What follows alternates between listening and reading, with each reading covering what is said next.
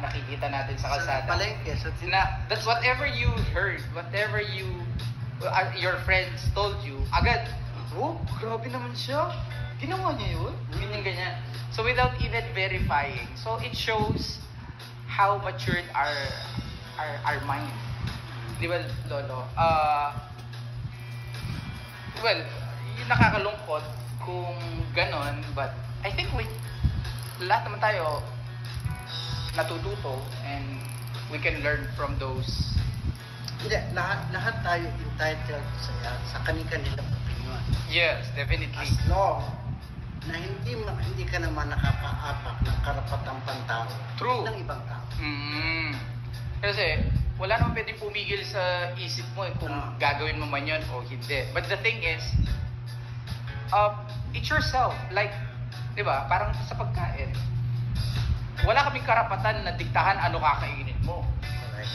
But, if nakikita ka namin na kung ano-ano kinakain mo and we are giving like advice, at hindi mo yun tinitake or parang wala kang pakialam doon, you're ruining yourself. Diba? But syempre, wala rin kaming magagawa rin doon. We are just here expressing our concern and maybe our love dahil mahal ka namin at ayaw ka naming mapahamak. But again, if you will not listen, it's up to you. Alam nga namang magwala kami na ayaw mong makinig. At saka, yung meron kayong iba-ibang damdamin. I think people, and this is sa lahat ng tao, hindi lang sa Tekram Community. Yes. People needs to learn to accept and respect others. Kung ano yung damdamin, kung ano yung mga opinion nila. Kasi pwede mo namang sabihin, tama ka, pero mas maganda siguro yung gano'n. Pero sabihin, mali ka, ano yun negative agad. Yes. Tama agad. True. Halimbawa dito, nag-aanohan tayo ng opinion, nagbibigayan tayo ng opinion. Okay? And then, yung opinion po ninyo, let's say yung opinion ninyo is 100%. And 50% of your point is right, and 50% of it is wrong. And then ako, nandito, magre-response ako dun po sa opinion ninyo, and I will say, mali ka, Lolo eh. No. You will butt in. Hindi. Kasi alam po rin nyo, on the figure, may 50% right? Hindi tama na sabihin kung mali kayo, like, at all. So maybe I can respond, pwede tito, or actually may point po kayong kaso. Di ba? Yung ganun. Pero kapag yung magre-response tayo na para bang, ay hindi Lolo eh, mali yan, mali kayo, hindi yan tama. So, para kayong na-attack naman yun. Siyempre, magre-retaliate naman kayo, magre-response kayo. Meron kaming exercise sa management. Management class. Na instead na gumamit ka ng bot, ang pag nagbigay ng opinion ng isang tao, ang susunod mo. And, kasi pag sinabi mong bot, kinukontra mo na yung sinabi agad niya. Pero yung and, kahit magbibigay ka ng ibang opinion sa kanya, wala kang sinabi tungkol sa opinion. Parang tinanggap mo yun. So, ayun ang pagkakaiba na nagkakaroon kayo ng magandang relationship, communication. Yes. Kasi hindi mo na iniinsulto ang isang kausap. Tama. Dapat marunong kang pwede naman yan gamitin sa may respeto at diplomasya. Yes. Pwede, lapit ka dito para makita si Luis.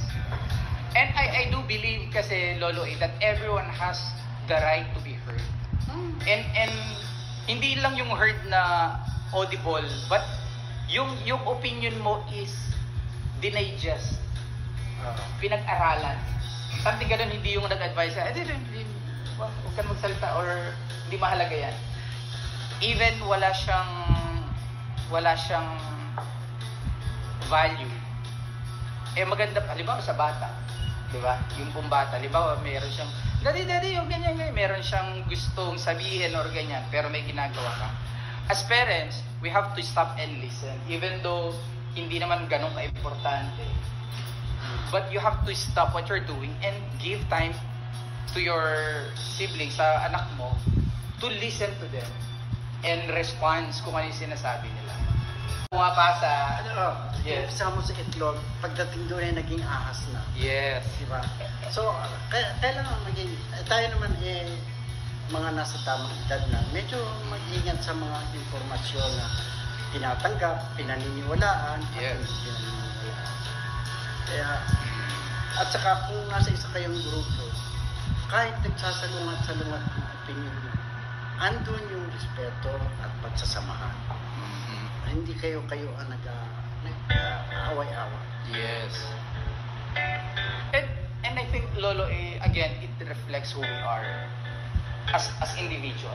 It reflects. It's really hard to demand na dapat ang community nyo ganyan. Because everyone has personalities and upbringing. Kumbaga, ang sa atin lang, Lolo, magpaalala. At, and somehow,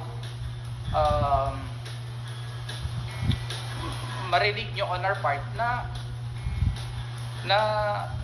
alam mo yun, we're doing our best as family para kung may mga problema man, maayos namin. At the end of the day, sino bang magtutulungan kundi pamilya? Sino bang, at the end of the day, sino bang, di ba, lalapit sa'yo, tutulong sa'yo para maayos, kundi family. Number one ang family, Kadegram. At Number one tayo, dalawa. Hindi na tayo eh. Wala yung dalawa. number one kami na lang po. Wala. Ayan. So, Kategram, kung may mga, halimbawa may mga concern po kayo or ano, pwede po kayo magtanong. Bago tayo pumasok dun sa update about po sa kapatid ng ating pwede. Yes. Baka may mga ano po kayo, like, question about general, like, not really related to us, but maybe question about Sa health. Kasi Health. kayo masagot. oh, tama, kasi ano po ito, si Lolo A po ay nag-work po as doctor. Hindi ako doktor. Ayan. Uy, Tito Inchik, late na daw ba? Ilang minuto na ba tayo? Asan yun tayo? Ayun, 22 minutes Ayun na. pala, ano, yung Ay, Lolo, thank you po for the chicken. hindi, bigay daw yan ng Forever Friends. Forever Friends.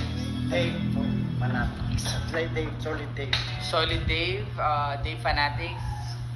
Forever Friends. Forever Friends. Ayan, maraming po salamat sa pa-chicken joy. Kuya, iyan mo yung chicken joy para matakam tayo. Hindi. Ayan po.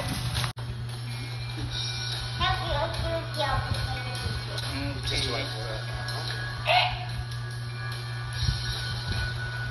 Sabi ni Tita Blessed, may kanya-kanyang opinyon pero maging marespeto at maging makatao pa din po tayo. True.